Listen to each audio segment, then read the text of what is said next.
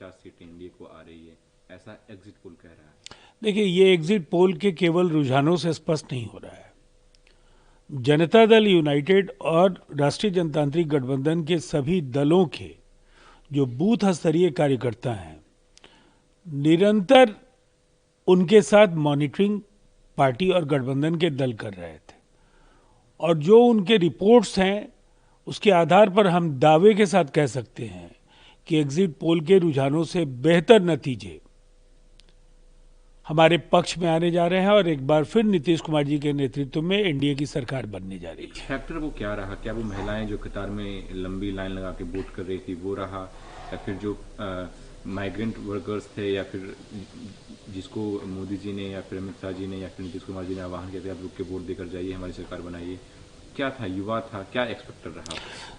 देखिए, सबके लिए नीतीश कुमार जी ने काम किया है, और डबल इंजन की सरकार होने की वजह से जो भी नीतीश कुमार जी ने फैसले लिए, उन फैसलों में केंद्र की सहायता से हमारा रास्ता आसान हुआ।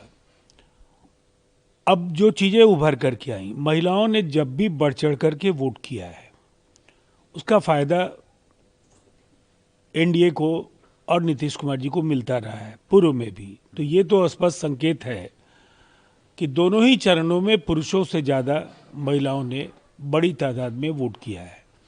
दूसरी तरफ युवाओं के लिए 50 लाख रोजगार दिए गए इन 5 वर्षों में। मुकाबले में जो लोग थे वो चांद और तारे तोड़कर लाने जैसे वायदे कर रहे थे, उस पर लोगों का यकीन नहीं हो पाया। नीतीश कुमार जी ने अगर 1 करोड़ रोजगार, जिसमें सरकारी नौकरियां भी शामिल हैं, वो लोगों को इसलिए सहज दिखा कि एक ऐसे लीडर के तौर पर नीतीश कुमार जी देखे जाते हैं जिन्होंने जब भी कोई वायदा किया उसको जमीन पर उतारा। और ये एक बड़ा फासला था। भरोसा पैदा करने में विपक्ष असफल रहा, और हमने उन्हें जो उम्मीदें दिलाई वो हमारे ट्रैक रिकॉर्ड को देखकर उस पर मतदाताओं ने यकीन किया। महागठबंधन के लोग कह रहे हैं कि जो एग्जिट पोल आया है ये मैनेज्ड एग्जिट पोल है।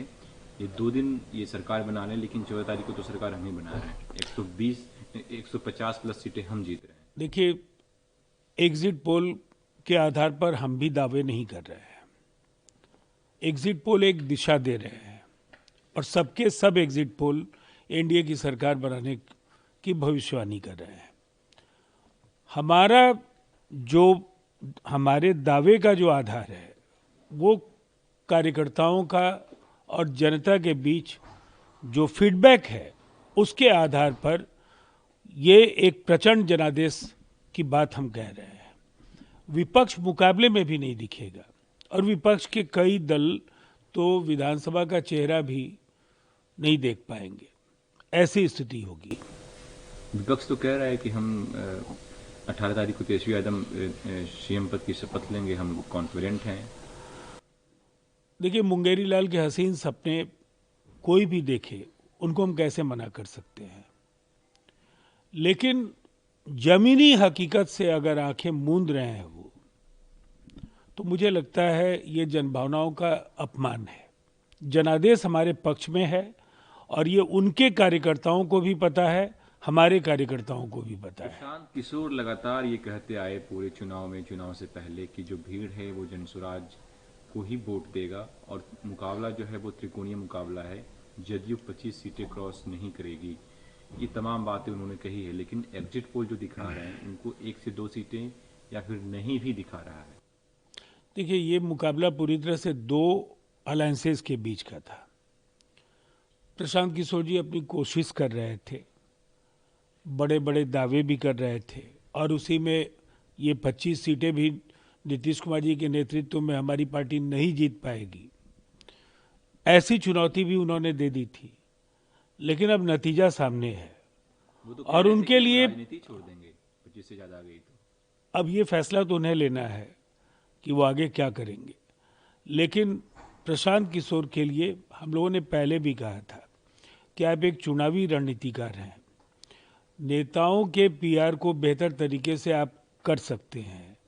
खुद को इतने विराट व्यक्तित्व के नेता नीतीश कुमार जी के मुकाबले खुद को रख करके और साबित कर पाना, उनके लिए बहुत मुश्किल चुनौती थी और जनता निर्णायक है, उन्होंने अपना फैसला सुना दिया है।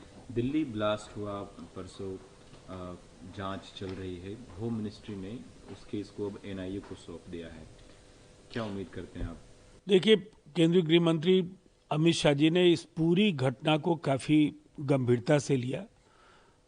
लंबे समय तक विभिन्न एजेंसीज और दिल्ली पुलिस के साथ साथ वरिष्ठ तमाम अधिकारियों के साथ उनकी बैठकें हुई, ताबड़तोड़ गिरफ्तारियां जारी हैं, लगातार खुलासे हो रहे हैं और निसंदेह ये एक अनेक राज्यों के अनेक जिलों तक फैला हुआ ये संगठित गिरोह है, एक ऐसा आतंकवादी नेटवर्क है जिसके तार कहाँ से जुड़े हैं, कौन मास्टरमाइंड है, सबके सब जो तथ्य हैं वो देश के सामने बहुत जल्द होंगे।